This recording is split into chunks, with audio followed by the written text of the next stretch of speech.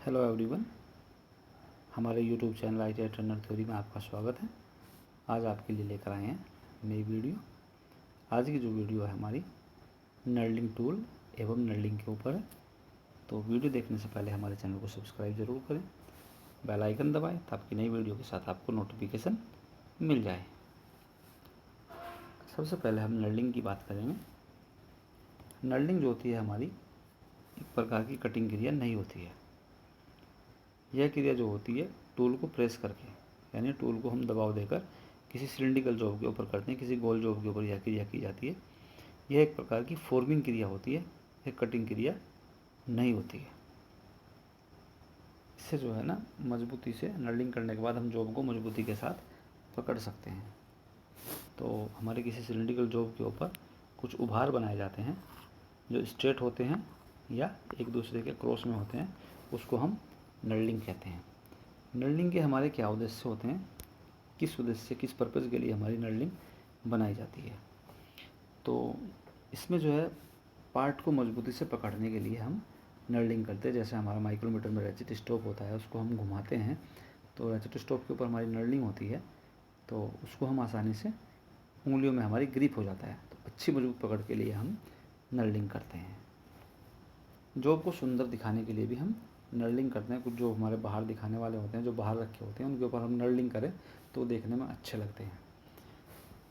Shaft और whole की press fitting के लिए, यानी हमारे शाफ्ट और होल की अच्छी फिटिंग के लिए भी हम शाफ्ट के ऊपर नर्लिंग करते हैं ताकि हमारी अच्छी फिटिंग प्राप्त की जा सके, यानी उसकी टाइट फिटिंग जो है टाइट हो। तो इस उद्देश्य से कि हमारे होते हैं नर्लिंग करने के लिए, इनके लिए हम नर्लिंग करते हैं।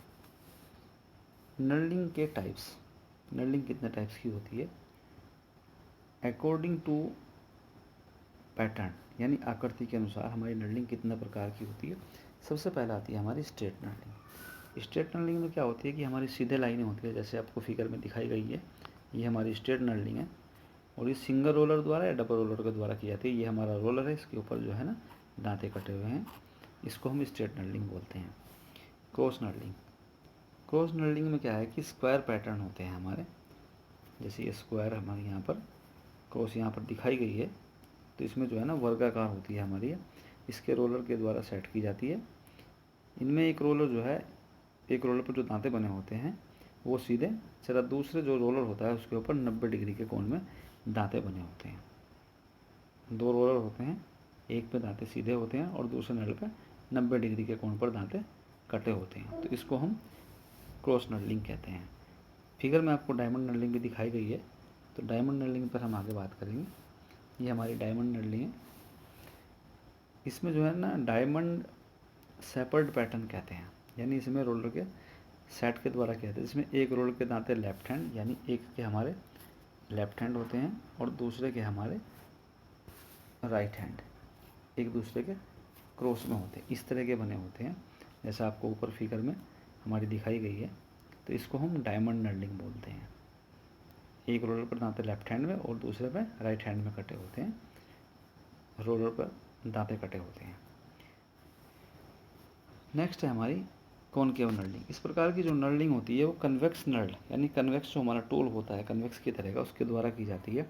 और इसमें जो हम टूल को फीड देते हैं वो लंबाई में नहीं देते हैं, हम इसमें क्रॉस साइड से आगे की तरफ फीड देते हैं, यानी गहराई की तरफ, जैसे हम डेप्थ ऑफ कट लगाते हैं उस तरह हम इसमें टूल को फीड देते हैं।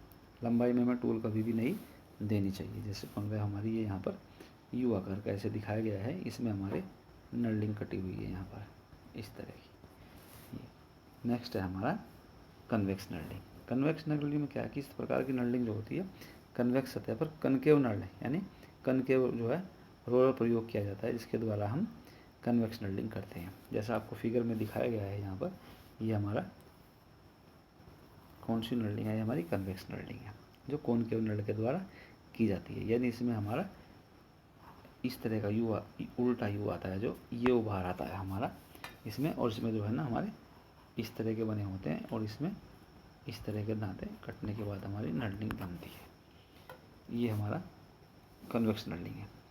नर्लिंग के ग्रेड की बात करते हैं तो नर्लिंग हमारी 3 ग्रेड की होती है। पहले जो नर्लिंग होती है हमारी कोर्स नर्लिंग, आपको यहाँ फिगर में भी दिखाया है कोर्स नर्लिंग का, यहाँ पर ये आपको दिखाया गया है। तो कोर्स नर्लिंग का रोलर हमारा ये वाला है। तो इसमें जो हमारे पिच होती है, यानी एक दांते से दूसरे दांते के बीच की जो दूरी होती है वो 1.75 होती है, और 14 TPI इसमें जो है ना दांते होते हैं। यहाँ TPI का मतलब थ्रेड पर इंच से नहीं है, यहाँ पर टीथ पर इंच है, यानी 1 इंच में हमारे दांतों की संख्या 14 होती है कोर्स नर्लिंग में। मीडियम की हम बात करेंगे तो मीडियम नर्लिंग जो है, इसमें जो पिच होती है हमारी मीडियम वाले की 1.25 होती है, एक दांते से दूसरे दांते के बीच की दूरी, और इसमें जो हमारे टीथ पर इंच होते हैं वो 1 इंच में 21 टीथ होते हैं, 21।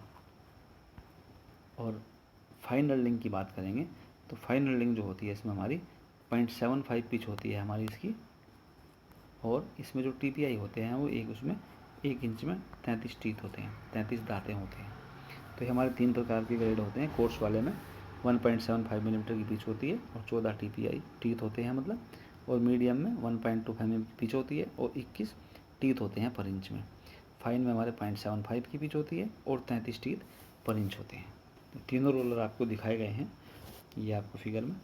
ये हमारा जो है आपका कोर्स है, ये आपका मीडियम है, और ये हमारा फाइन टीथ है। तो नेक्स्ट है, जब हम नर्लिंग करते हैं तो हमें कुछ सावधानियां बरतनी चाहिए। क्या सावधानी हम देखते हैं क्या क्या है हमारी। जब हम कोर्स नर्लिंग करते हैं तो नर्लिंग करने के बाद हमारा जो जॉब का व्यास होता है वो कुछ बढ़ जाता है। तो नर्लिंग करते समय हमें जॉब का व्यास पहले से ही कुछ डाउन रखना पड़ता है, कुछ कम करना पड़ता है। तो उसके लिए हम जब कोर्स नर्लिंग करते हैं तो कोर्स नर्लिंग के लिए हमें 0.3 mm जो मिलीमीटर जो है ना जॉब का व्यास डाउन करना रखना पड़ता है, और मीडियम नर्लिंग के लिए हमें 0.2 मिलीमीटर कम करना पड़ता है, और फाइन ग्रेड नर्लिंग के लिए 0.1 मिलीमीटर व्यास कम करना पड़ता है जॉब का नर्लिंग करने के लिए।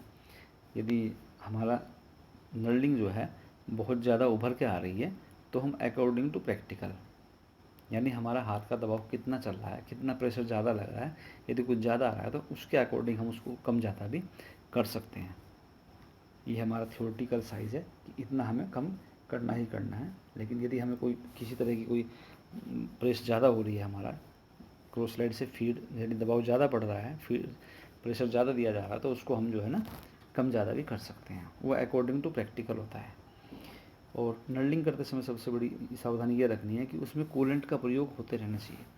हमें कूलेंट का प्रयोग लगातार करना है या लुब्रिकेशन करना है, उसमें लगातार हमें डालते रहना चाहिए। उसके बीच में घर्षण बहुत ज़्यादा होता है और बहुत जल्दी जो वो टूल हमारा गर्म हो जाता है। हमारी जो टूल की फीड दर होती है वो 1 से 2 मिलीमीटर तक ही रखनी चाहिए। और नर्लिंग टूल जब हम प्रयोग करते हैं तो कार्य करने से पहले और कार्य करने के बाद में हमें फाइल कार्ड से या नर्म तारों के ब्रश से, जो हमारे पीतल के बने होते हैं, ब्रास के बने होते हैं, ब्रास की वायर से, उससे हमें साफ़ कर लेना चाहिए। यहाँ भी आपको फिगर में दिखाया गया है कि हमारे जो है ना कोर्स मीडियम फाइन वाले जो रोलर दिए गए हैं इनमें टीथ भी बताए गए हैं। 33 टीथ होते हैं फाइन वाले में हमारे, 21 टीथ मीडियम वाले में होते हैं, कोर्स वाले में 14 होते हैं। तो इसको भी आप ध्यान से थोड़ा सा समझ लें। और ये हमारे एग्ज़ाम में क्वेश्चन भी आ सकते हैं कि कोर्स में कितने टीथ होते हैं और उसकी पिच कितने मिलीमीटर होती है। फाइन के मीडियम के बारे में किसी भी बारे में पूछा जा सकता है आपसे। अब हम नर्लिंग टूल की बात करेंगे तो नर्लिंग टूल जो होते हैं हमारे गोलाकृति के होते हैं, जैसा आपको यहाँ दिखाई दे रहा है गोलाकृति का नल लगे हुए हैं। इनके एक विशेष प्रकार के होल्डर होते हैं जो हमारे स्टील की सैंक के बने होते हैं, और इनको हीट ट्रीटमेंट किया होता है। और हमारे जो रोलर होते हैं ये हमारे हार्ड स्टील के बने होते हैं, इनको भी हार्ड और टेम्पर्ड किया जाता है। इनको एक पिन के द्वारा फिट किया जाता है। यहाँ पर एक पिन लगी हुई है हमारी, इनके द्वारा हम इनमें फिट किए हुए हैं हमारे रोलर। तो हमारे रोलर भी कई प्रकार के होते हैं। सिंगल रोलर नर्लिंग टूल होता है, इसमें जो है हमारा सिंगल रोलर नर्लिंग टूल है, यहाँ पर एक ही रोलर लगा हुआ है। तो जिसमें जो प्रयोग स्ट्रेट लाइन के लिए करते हैं, जब हम स्ट्रेट नर्लिंग करते हैं तो उसके लिए इसका प्रयोग किया जाता है। इसमें जो दांते कटे होते हैं वो सीधे कटे होते हैं, इस तरह के हमारे ये वाले। सेकंड नंबर पर नक्कल जॉइंट होता है। तो इसमें जो है ना हमारे 2 रोलर होते हैं, जैसा आपको फिगर में दिखाया गया है यहाँ पर। ये हमारे 2 रोलर दिखाई दे रहे हैं, जिसमें एक में स्ट्रेट दांते कटे होते हैं सीधे, और दूसरे में दांते जो है 90 डिग्री के कोण पर हेलिकल कनकेव या कन्वेक्स दांते कटे होते हैं। सेल्फ सेंट्रिक टूल होता है हमारा। जब इसको हम सेंटर में बांध लेते हैं टूल को, तो इसके जो रोलर होते हैं वो अपने आप ही ऑटोमेटिक सेंटर में आ जाते हैं। जब इसका हम प्रयोग करते हैं तो जॉब के ऊपर टच होने के बाद ये अपने आप ही सेंटर में आ जाते हैं। ऐसे आपको 6 रोलर दिखाया गया है इसको हम रिवॉल्विंग सेंटर कहते हैं। नेक्स्ट पेज पे इसकी बात करेंगे। रिवॉल्विंग सेंटर, ये हमारा रिवॉल्विंग सेंटर है। रिवॉल्विंग सेंटर को जो है ना हम यूनिवर्सल टूल होल्डर भी कहते हैं। इसमें जो हमारे 3 पेयर होते हैं जोड़े के, जैसे आपको एक पेयर आपको ये दिखाई दे रहा है यहाँ पर, सेकंड नंबर का पेयर यहाँ पर है और थर्ड नंबर का हमारा नीचे की तरफ है, ठीक है। तो ये हमारे आपके 3 पेयर होते हैं इसमें जो है।